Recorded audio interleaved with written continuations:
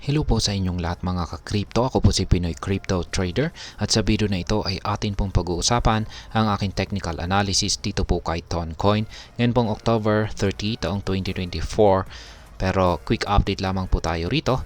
Kaya diretso na po tayo sa pagte-technical analysis sa kanyang daily chart time frame na ito. Pero bago ang lahat, ay hinihiling ko po na ipagdasal po natin ang lahat ng mga naapektuhan sa malakas na bagyong ating nararanasan sa kasalukuyan. Kaya ayan, ito po yung huling mga projections ko kay Toncoin nito pang nakalipas na October 21. Kung saan ay nasabi ko po na ito po ay maaring makaranas ng pagbagsak kung sakaling nagawa po niyang tumagos dito sa minor support natin dito sa 5.005. At yan po yung nangyari nitong nakalipas na October 25. Nagawa po niyang tumagos ito at bumagsak po ito.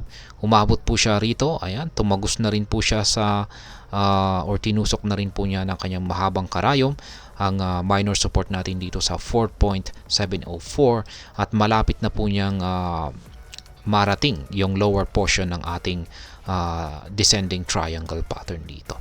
Ayan, pakita ko po yung pattern natin dito. Ayan po yung isang malaking descending triangle pattern po ito. Yan po yung kulay puti na linya. Kaya kung makakaranas po ng breakout itong si Toncoin sa pattern natin na ito ay talagang magiging malaki po ang magiging resulta ng breakout nito. At yung inaasahan po natin dito ay makakaranas po siya ng bullish breakout dito sa upper portion nito. Kaya yan po yung binabantayan at tinututukan natin dito kay Toncoin. Ngayon ay yan, nakabalik po sa dati itong si Toncoin dito po sa ibabaw ng minor support natin dito sa 5.005. At dahil po dyan ay nandyan pa rin po yung aking analysis na posibleng magpatuloy pa rin po ito sa kanyang nararanasang consolidation. Yan, hanggang sa umabot po siya rito sa dulo na ito. Yan, dulo or sulok na ito or pagitan ng ating minor support at upper portion ng ating pattern dito. At kung umabot na po siya rito ay wala po siyang mapagpipilian kundi ang magkaroon ng breakout pwedeng dito sa upper portion ng ating pattern na ito or dito mismo sa ating minor support dito. At syempre kung pag dito po siya nakaranas ng breakout, ay yan po yung gusto nating mangyari rito. Yan, kapag inaasahan po nating tataas ang market price ni Toncoin. Yan, kasi bullish breakout na po yan kung pag dito po siya tumagos. Pero kung pag dito po siya tumagos ay syempre makakaranas po siya ng pagbagsak. Babalikan niya ulit yung minor support natin dito sa 4.704 or pwede na rin yung lower portion ng ating pattern dito. Kaya, ayan, pwede po siyang mag-consolidate at syempre, pwede na rin po siyang bumagsak. Ayan, yan ay kung nagawa niyang tumagos sa ating minor support na 5.005. Kaya, ayan, meron po tayo nakaabang rito na isang buy, triggered na po pala ito nito pang nakalipas na October 25. Kaya, nakabili po ako dito. Ayan, pagkatapos niyan ay agad po nating pinalitan yan ng sell pending order. Kasi yan po yung rules ng ating strategy dito. Yan, dito po yan yung ating sell pending order. Kapag may nati-trigger po na buy pending order, ay agad po nating pinapalitan yan ng sell pending order. Kapag may na-trigger naman na sell pending order, ay yung kabaliktaran naman ay papalitan po natin kaagad ng buy pending order dito sa ibaba. Kaya ganyan lamang po kasimple yung spot trading strategy natin dito. Ayan, sa lahat ng technical analysis natin na mga cryptocurrencies. At yan na rin po yung gamit ko sa ibang mga crypto assets na hindi ko po fini-feature or ina-analyze dito sa aking channel na ito. Kaya simple lamang po. Kaya kung pag lagi po ninyong pinapanood yung aking mga technical analysis ay masusundan po ninyo kung paano yung simpleng strategy natin dito. Kaya napakadali lamang po.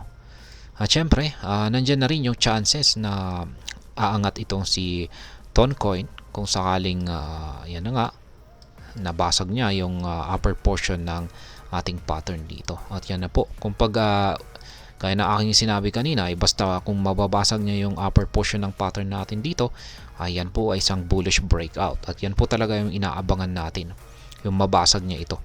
Kasi mataas-taas po ang posible niyang aakyatin. Kaya base po sa atin pattern na ito, ay posible po niyang akyatin ang presyong yan, 8.256. Yan, or 7.693. Kaya dyan po, may nakalagay po tayo mga take profit dyan. Ayan. Kaya dito naman sa ibaba, ay ito po yung sunod na buy pending order natin dito. Ayan, 3.490 at saka 2.933. Kaya yan naman po ang posibleng mangyari kung makakaranas siya ng breakout dito sa lower portion ng ating pattern dito. Ngayon ay base po sa ating mga indicators ay nakakaranas po ng bearish momentum itong si Toncoin. Yan, yung ating Hall Street indicator ay kulay red. Ibig sabihin ay bearish po ang market condition ni Toncoin. At ganun din po sa ating QQE mod indicator. Ayan, bearish na rin. Magkatugma po sila ng signal. Nag-umpisa pa po yan noong October 24 at hanggang sa kasalukuyan. Pero mapapansin natin na lumiliit yung sukat ng mga QQE bars natin dito at nagsasuggest po yan na makakaranas po ng correction or retracement itong si Toncoin. Kaya yan, umangat po siya rito. Kaya nung bumagsak po siya rito, tumalbog po siya, umaangat po siya. At posibleng susubukan po niyang pakiramdaman or banggain yung upper portion ng ating pattern kung meron ba siyang kakayahan or wala. Kaya susubukan niya. Kaya sa tingin ko ay papakiramdaman niya yung upper portion kung meron nga ba siyang sapat na pwersa para basagin ito or hindi. Pero pag hindi ay mauuntog po siya ulit. Tapos ayan, sa tingin ko babagsak ulit siya. Ayan, at magpapatuloy yung kanyang consolidation or paglalaro sa kanyang presyo dito sa loob ng ating pattern dito at posibleng umabot pa siya. Maaring umabot po siya hanggang dito sa dulo ng ating pattern na ito, saka po siya makaranas ng breakout. Ayan. Ngayon ay sa mga projections ko na ito ay ayan po ulit. Mukhang yung mas nakikita ko na magiging galaw ni Toncoin sa mga paparating na araw ay magko-consolidate po siya or susubukan po niyang banggain yung upper portion ng ating pattern dito.